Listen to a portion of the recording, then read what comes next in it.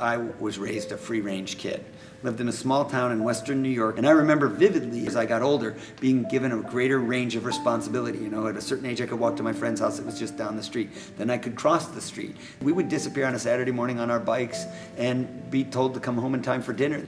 National guidelines suggest that you should average 30 minutes a day of physical activity to live a longer and healthier life. You know that maybe as few as 10 or even 5% of adults meet those recommendations. For the walkability assessment, we looked at North, Central, and South and selected some villages. The main finding from our walkability assessment that 70% of the road segments that we surveyed here on Guam did not have any sidewalks. There were also some safety concerns. About a third didn't have adequate street lighting, and about a quarter of the streets had stray dogs. The problem is we've created an environment across the United States and here in Guam where it's actually challenging to get physical activity as part of daily life because we've built an environment that's entirely oriented for the automobile. The idea of walking to the corner store for some people sounds crazy because there's no sidewalk and the store's not close enough and I've got to cross a really wide street and the traffic goes very fast, and all of those things make it really challenging. There's this horrible reality that you've had a tremendous streak of pedestrian fatality this year, on average at least one a month. And it also should be a call to action. I really believe everybody should speak up and say, look, we can do better. There is no reason that somebody should have to take their life into their hands simply to walk their kids to a school.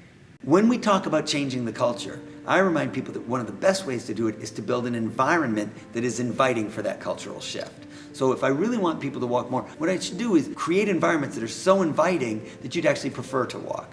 That there are wonderful shade trees along a great pathway that's separated from the roadway and it feels safe and it gets you to an actual destination. When we begin to design that way, that'll be one of the best ways to shift the culture. Because here's what we know.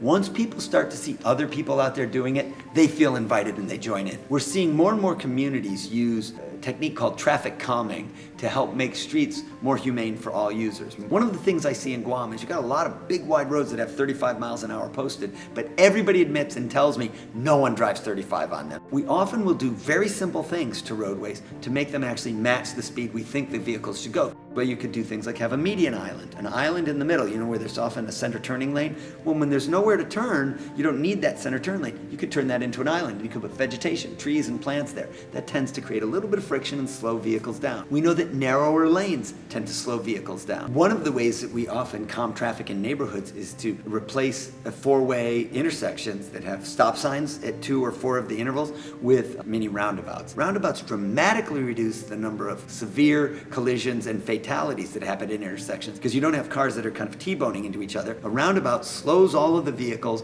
They tend to come at oblique angles, so if there are collisions, they're very modest.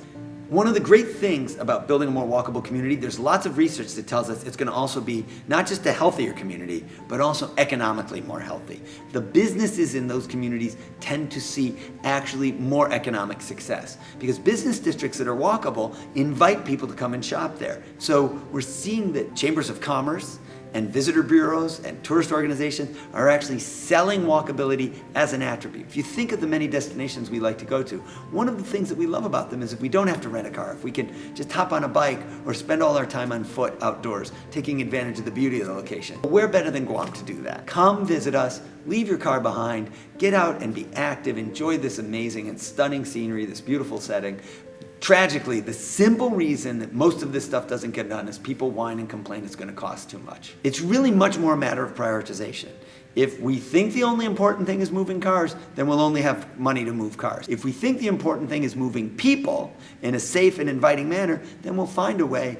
Much of the work we're doing here is talking to the people who can influence the environment and the policies that build our environment and have them think about how do we do it differently and create a world where we can actually be active and be safe in doing that. I believe we should be raising our kids as free-range kids, giving them that freedom, letting them learn how to navigate the world.